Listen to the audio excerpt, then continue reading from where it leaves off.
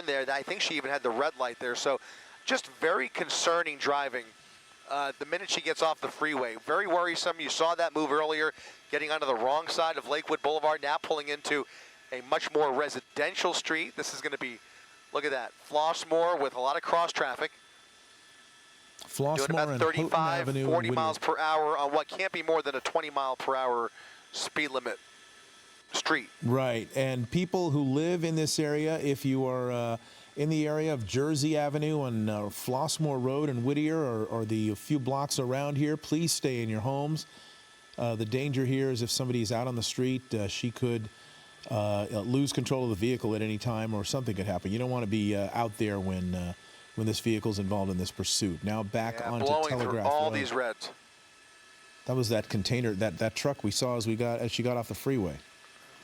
Passing a couple close calls here, and again, taking these left turns through the red light and all at a pretty dangerous clip there. Now doing about 70 miles per hour on Telegraph, almost double the speed limit here, passing Pioneer on a relatively empty Telegraph Road. One thing about Telegraph is that it is largely an industrial road, so if you had to pick a surface street, this might be the one.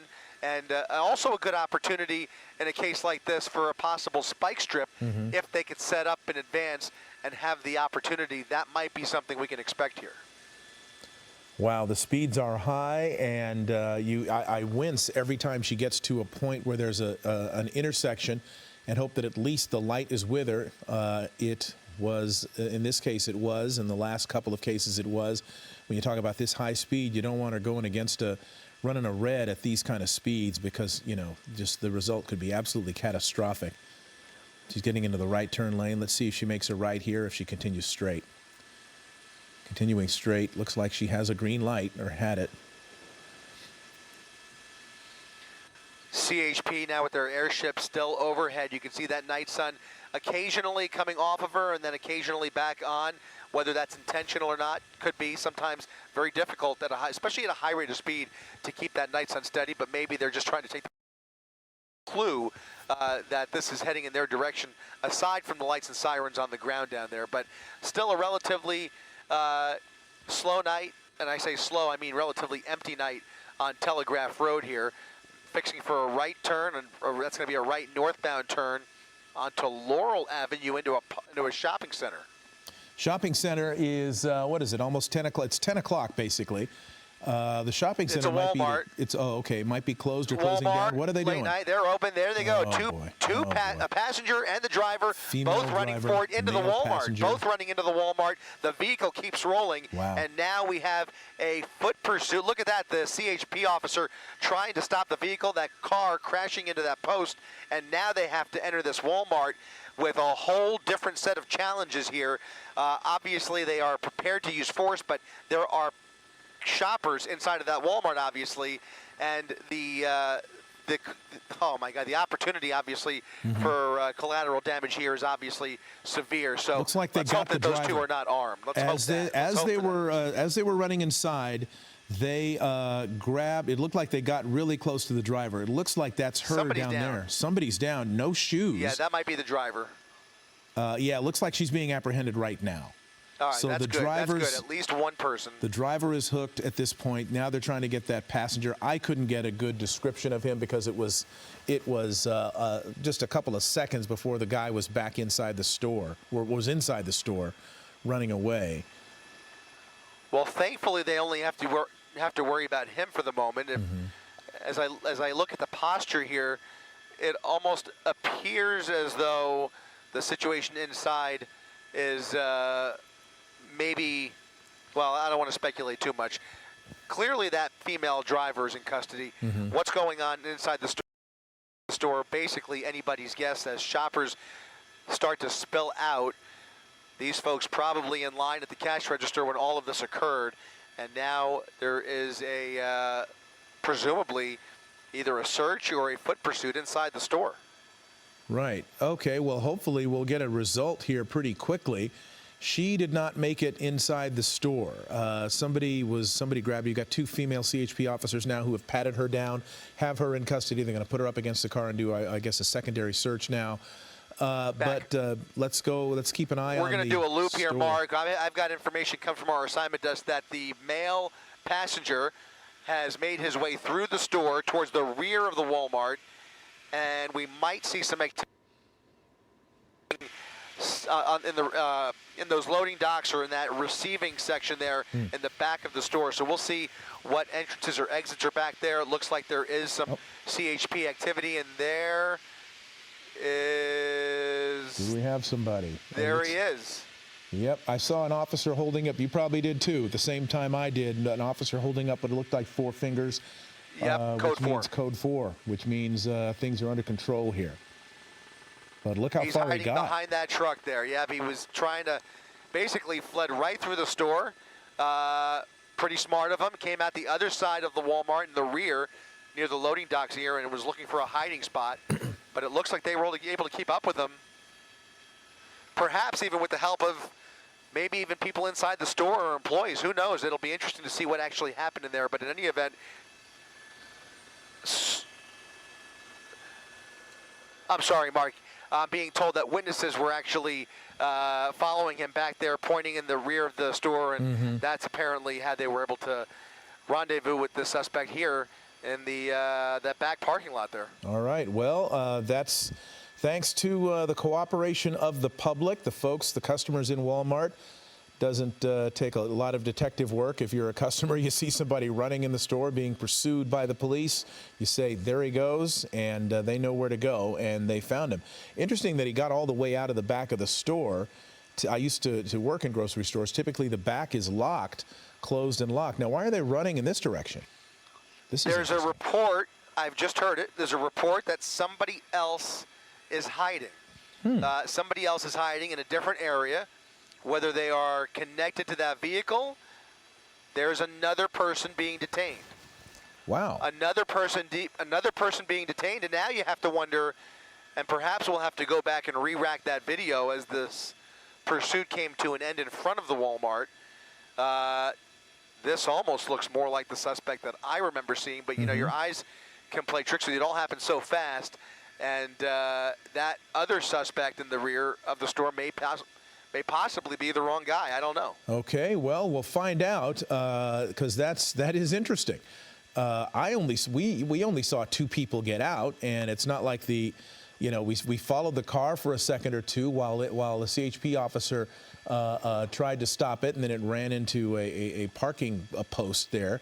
So there was nobody else left in that car that could have run out without them chasing them. We saw 2 people get out, so maybe they do have one of those people is the wrong guy. Yeah, I think let's go ahead and Rob. Let's go ahead and re-rack that video really quick and see exactly what happened here, because I think we'll get a better look now. Gray pants. Look at that. Light a white shirt, pants, light pants. Looks like light gray pants. You're right. There's definitely the female driver that was taken into custody. No sign that anybody else got out of that vehicle, as far as I could tell. No. And I don't know which suspect actually fit that description. I'll have to go back now and we'll see. Let's go ahead and come back out live here. I think the first guy matched the description better with the pants. It doesn't. I'm not sure about this guy here. First guy almost appeared a little. Almost, I want to say a little too heavy set. Yeah. But this might be. I want to get a better look at those pants because you mentioned it. They're very light gray pants. And I don't know. The person I saw looked a bit younger, but again, it's difficult to tell here. Can we re-rack that the end of the pursuit again? Yeah, let's do it. One more time, Rob, if you can. We'll go ahead and. Okay. This guy's wearing a hoodie. Unless he grabbed a hoodie off a rack in there and tried to blend in, I don't think that's the guy. Yeah, I'm almost wondering if either of those people are the passenger, to be honest with you. But the first one, okay. Yeah, it looks more like well, it's hard to tell. It doesn't look like this guy. It is hard to tell. That we're looking at that we were just over. Is the other one already in a patrol car? That's that guy's got dark pants and a hoodie on, so I don't think that's the guy. Couldn't have changed clothes that quickly. And, Right. and frankly, he looks like he's got more hair than the other guy I agree. that we saw jumping out of the car. So that may just be a different sort of situation. They do still have him in handcuffs, though, which is interesting. So that first suspect is in a car. Another suspect now being detained and placed into a patrol car, and it'll be up to these officers now to figure it out. Just to give you an idea of where we are here. And I've just lost my my monitor, guys. I apologize, Mark. All right, yeah, no problem. So, yeah, as you were mentioning, there are one female, two males now that have been detained. One of them, from our vantage point, does not match the description of the guy seen bailing from the passenger side of the car. One of them pretty much did, although we can't compare him now because he's inside of a police vehicle. Those are the people that got out of the car. The woman running barefoot tackled pretty much immediately before she got into the store. The male got inside the store, and then one person was detained in the rear of the store, another off to the side a little bit. We saw that. Yeah, this is a different guy. He's got more hair. Guy. Yeah, it's a totally different guy. That is not him. That's not him. That's not the guy that jumped out of the car.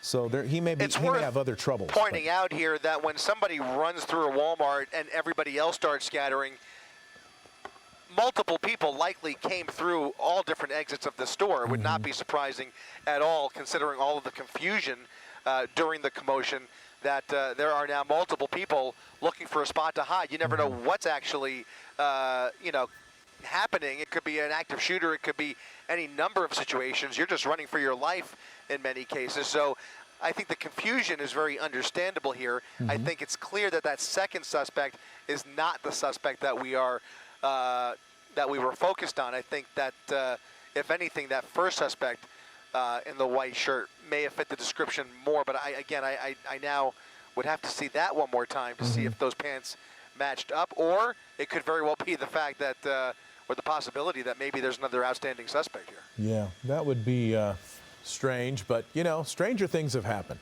There's all kinds of weird things that have gone on. So, we do see the foot bail, and clearly the female driver and the male passenger, the male white, looks like white sneakers, light gray pants, white T-shirt, somewhat heavy set, closely cropped hair, who got out. The car I then should mention crashes. that CHP, I'm sorry. Go ahead. I was just going to say that CHP is being assisted here by the Whittier Police Department, who has basically surrounded this entire Walmart in pretty dramatic fashion here. They've done it in a pretty short amount of time. A lot of units down there, and they are now assisting CHP. This is the Walmart at Telegraph and Painter Avenue, by the way. All right. So what we do know is that the posture of law enforcement here seems to have gotten a lot more calm, a lot more indicative of this whole thing being over. The question is how we or they are going to sort between the two men that are now in custody, and whether this person is connected in some way, or whether he was an innocent bystander, or whether he is involved in something else that we don't know anything about. Stranger things have happened. There looks like they're going through a backpack that he has with him, or some sort of something. But anyway, Very peculiar. Yeah, the chase has ended. No one has been hurt that we know of. We haven't been inside the Walmart, but it appears nobody's been hurt. The posture of law enforcement indicates it's all over, and it looks like Whittier is where this pursuit has ended after quite some time and some dangerous driving on city streets and freeways. Chris Christie and Mark Brown reporting for ABC 7 Eyewitness News. Thanks a lot for watching, and we'll be on.